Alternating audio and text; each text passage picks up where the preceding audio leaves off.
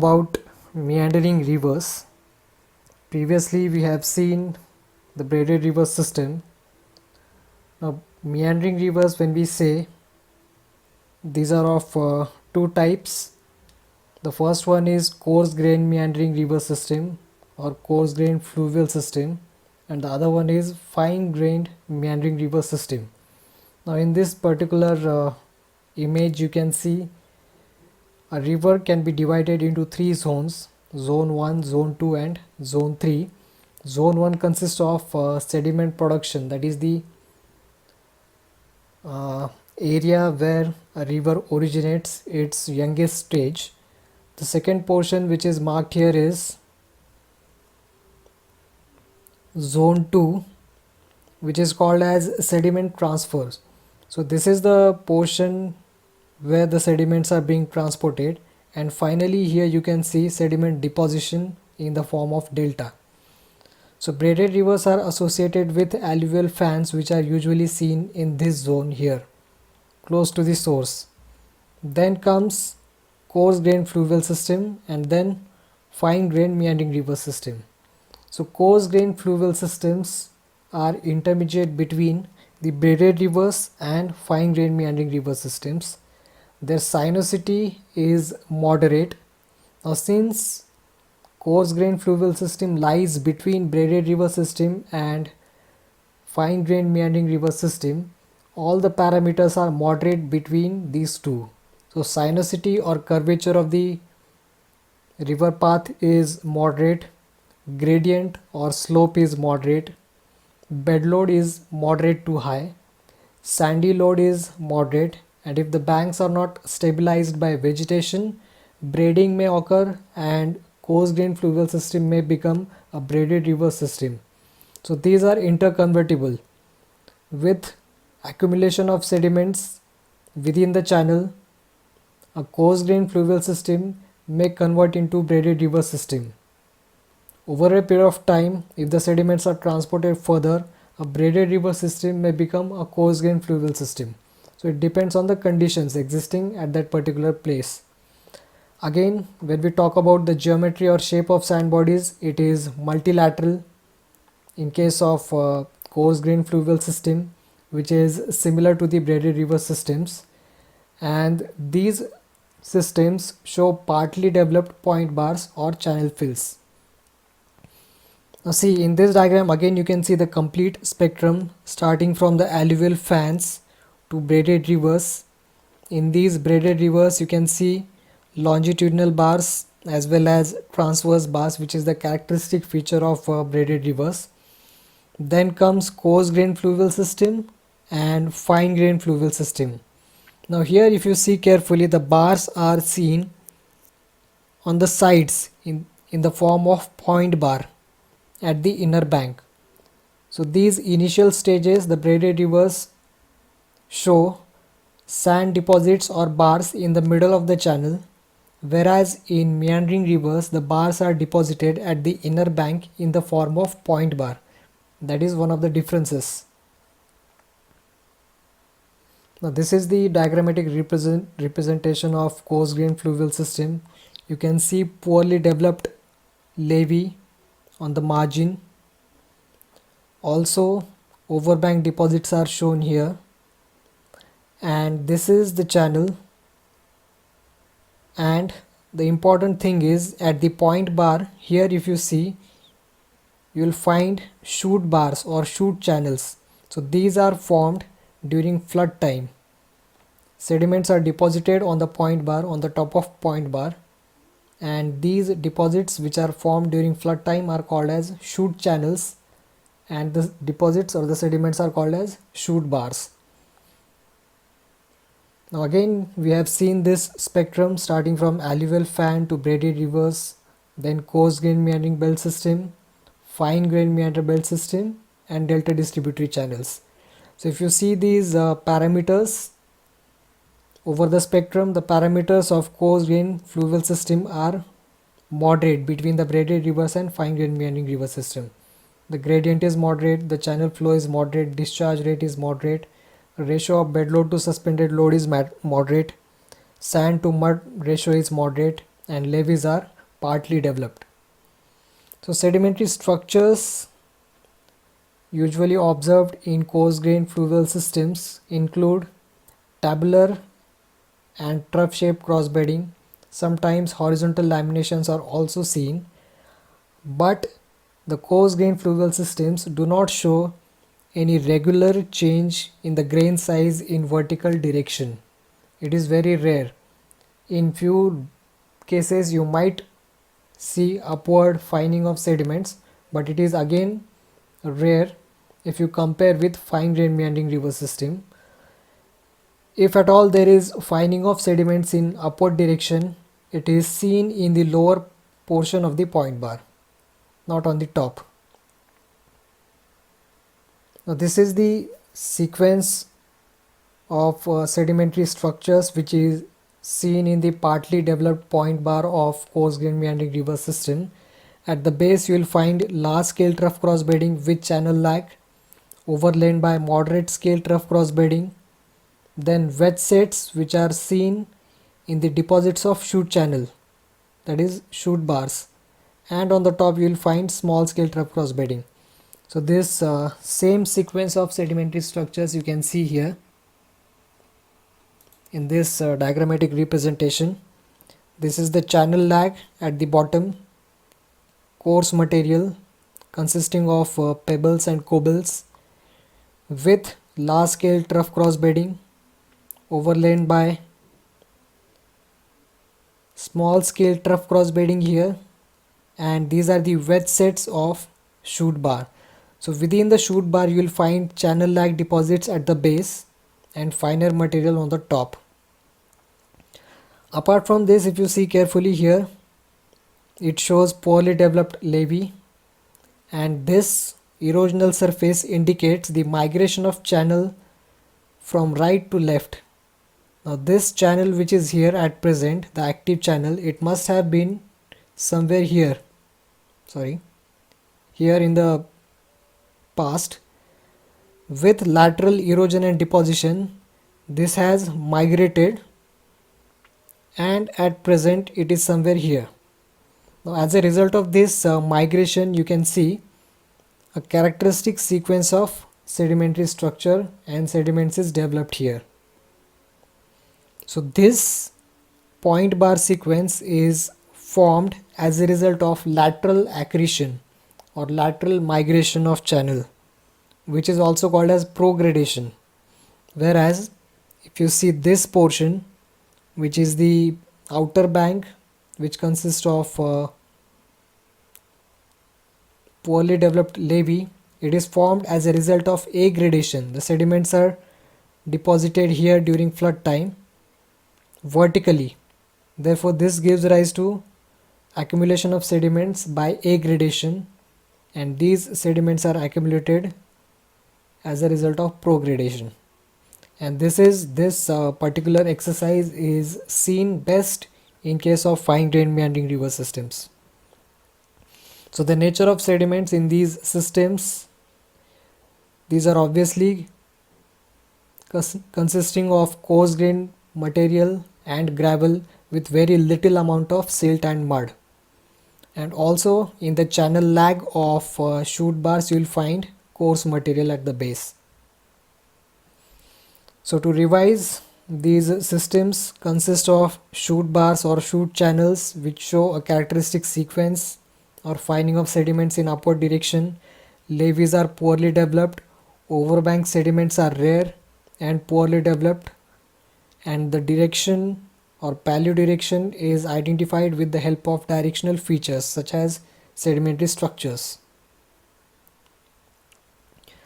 Now next type of system is fine grained meander belt system, which is very important from the point of view of accumulation of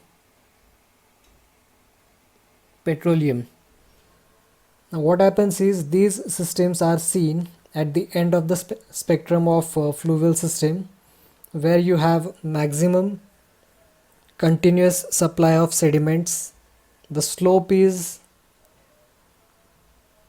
very less. These are seen on the coastal plains where the gradient is minimum the discharge is continuous, the grain size is fine, the ratio of bed load to suspended load is low, the ratio of sand to mud is low because more amount of fine sediments are available than coarse sediments.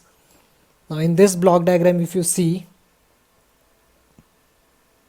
you can see a well developed point bar sequence at the inner bank, and on both sides there are very well developed levee here, and as a result of migration of channel within the flood basin, you can see stacking of faces on top of each other, which is called as multi-storied sand body. So if you remember the geometry of sand bodies in braided rivers or coarse grained meandering rivers, it is multilateral, whereas in this case you will see multi-storied elongated sand bodies. Now see, this is another diagrammatic representation of a fine grained meandering river system. The yellow portion represents the point bar sequence, which is formed at the inner bank due to the accumulation of sediments, and the green portion is nothing but the levee, and the brown part here, if you see, these are nothing but small alluvial fans which are formed as a result of crevasse. Crevasse is nothing but a crack which is formed at the outer bank during flood time, and some amount of sand is deposited here through the crack. So this particular feature is called as crevasse play, which looks similar to the alluvial fan structure.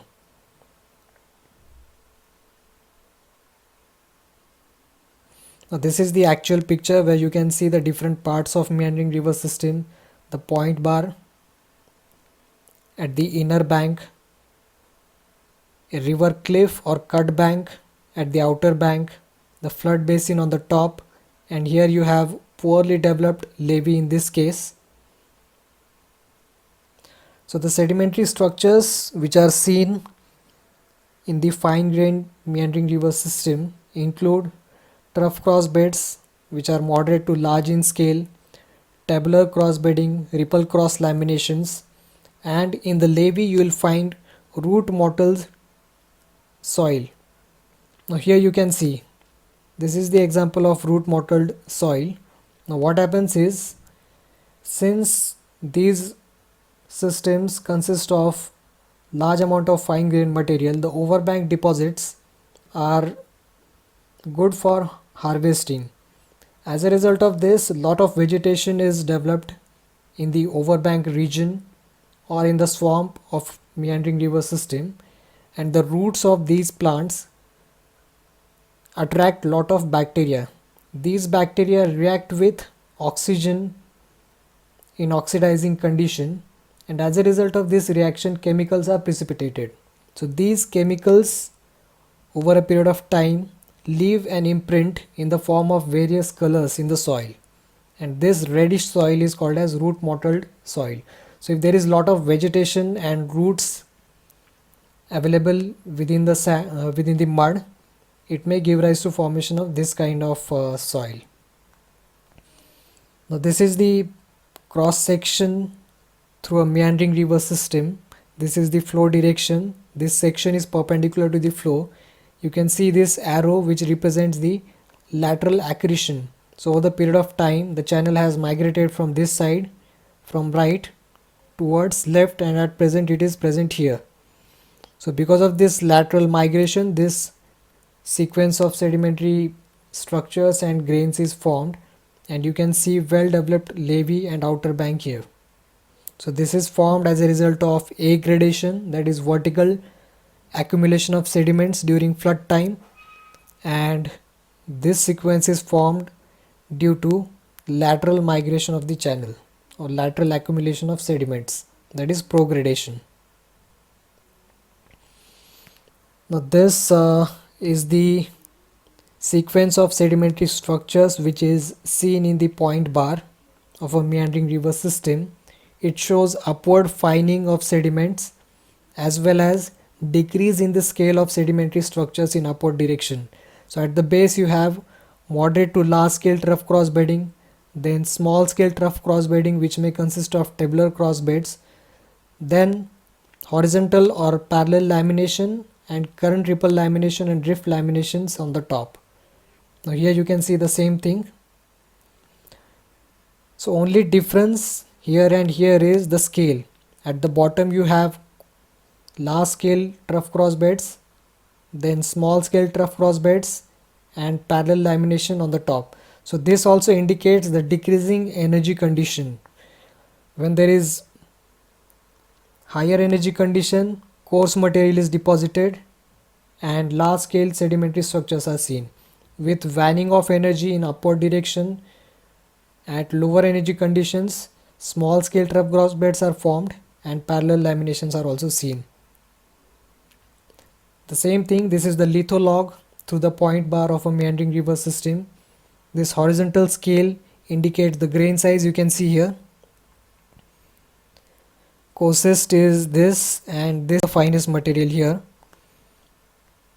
Here is the lithology, and if you see carefully, this path of the litholog indicates upward fining of sedimentary grain size.